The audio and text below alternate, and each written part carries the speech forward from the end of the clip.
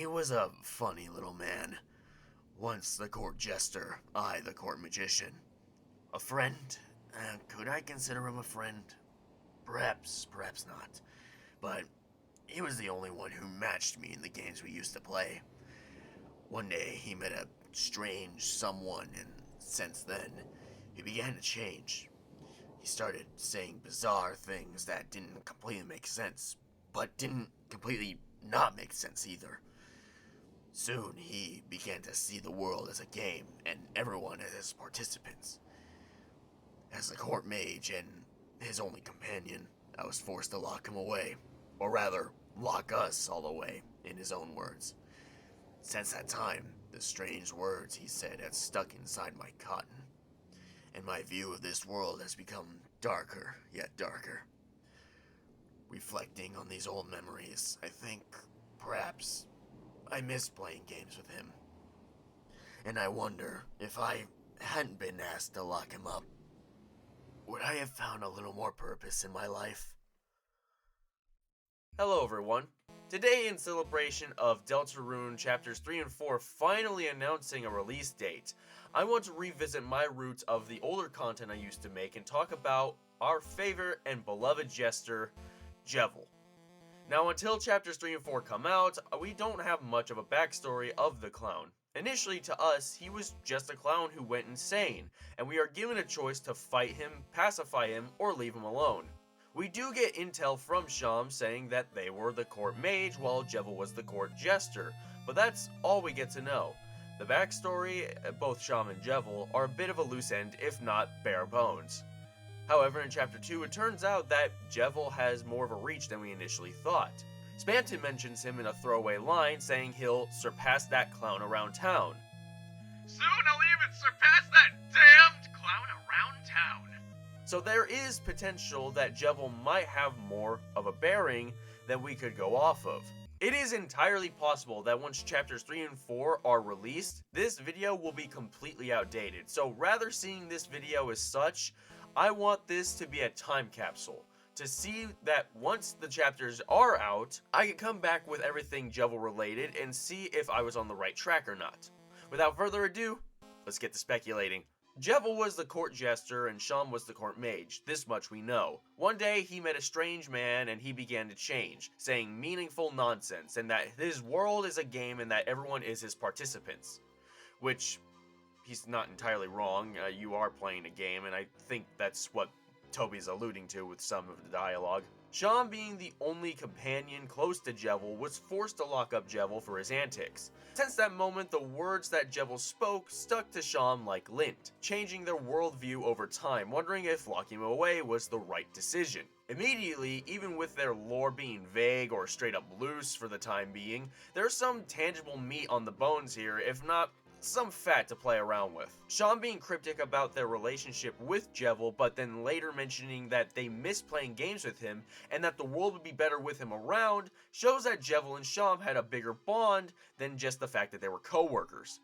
If you have been on this channel before, you've probably seen my video, Sham's Old Tale, where I take that idea a little further.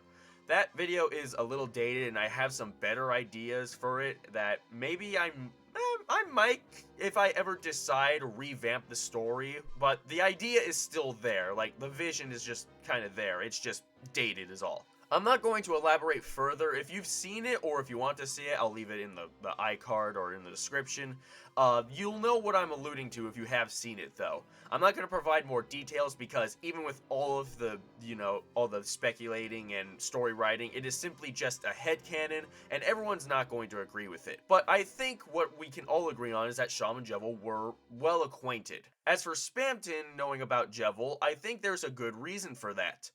The Dark World is ran on a fountain of pure darkness, something that the Darkners need in order to live and not become stone. I speculate the reason why Darkners such as Lancer turned to stone in chapter 2 is because another dark fountain emerged from within the Cyber City, throwing off the balance of light and dark and restricting any Darkners from inside to leave and Darkners outside from entering.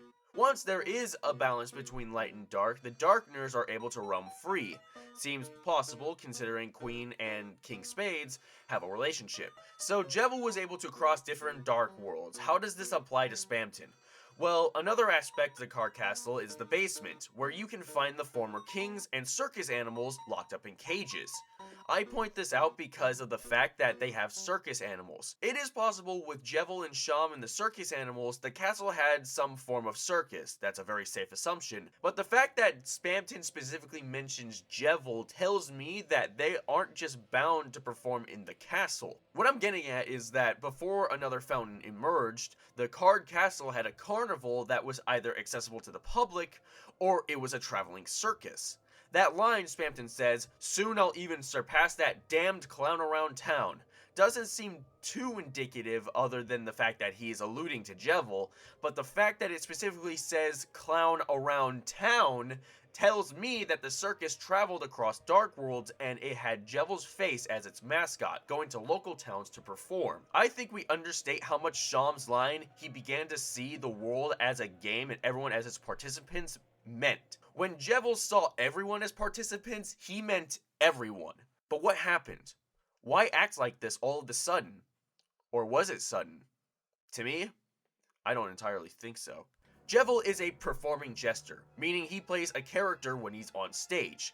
If you've seen my previous video about Monty Gator, you might see where I'm going with this. Jevil would play this jester facade on stage, and then he'll be himself backstage. This is how Jevil and Seam's bond developed. The games that they would play together would be separate from the ones they would perform on stage. This would go on for a while until Jevil met this strange someone. I think it's safe to assume it's Gaster, but as to why Gaster did this to Jevil, or if it was even intentional, is unknown. Whatever happened between this strange person and Jevil, Jevil was left a different person. Either with a degrading sanity or awareness of his very existence, he began to change, and the mask began to engulf.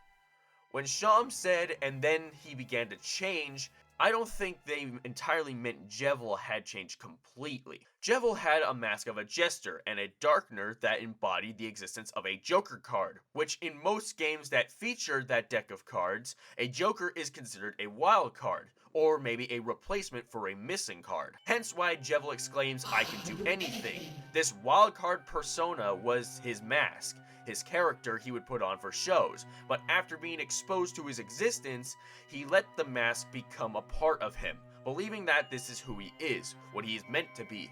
He found out that he was much more than what he thought he was capable of. He was a king of everything, a jack of all trades, a queen of realms, an ace of all four suits. This realization caused him to start losing himself, and the actions he committed, whether or not it was catastrophic or annoying, it was enough for the four kings, no, not the Dark Souls kind, no.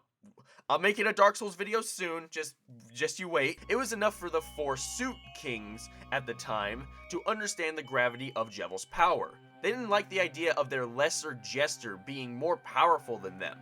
So they commanded Seam, the one who was closer to Jevil, to go against their trust to lock Jevil up. Of course, Seam complied, understanding the issue that would arise if Jevil was left free, which leads to where we are now. Jevil is locked up, or we're all locked up, in his perspective. Seam resides from Card Castle as court magician, and lives the rest of their life as a collector and shop merchant. I do believe Jevil might make some return, however. Whether or not you beat him in Chapter 1, or you leave him be, one thing is for sure, that in a deck of 52 cards, there are 2 jokers. And one of them is still out there, roaming free. Thank you so much for watching the video. This is kind of a short one. I just kind of want to talk about Jevil again because, like, the whole announcement with Deltarune and the further chapters. I have yet to see the actual video of the announcement, but I did see it pop up, and then I saw the new screenshots on the Steam page. So I'm rather hyped. I cannot wait for June. It is going to be so good. I might live stream my first impressions of it at some point, along with, because the Five Nights at Freddy's videos are doing pretty well too, I might do a Secrets of the Mimic first impressions live stream, but that'll have to come at a later date. Overall, love what I'm doing right now. Like, I cannot wait for Deltarune. Jevil is one of my favorite characters of all time because me as a writer, I love writing like little stories that are close to being canonical. So, like, just the fact that he has a loose end backstory is pretty fun. But yeah, hope you enjoyed the video. Hope you enjoyed my take on the character. And hope to see y'all some other time. See you later, Cytheria.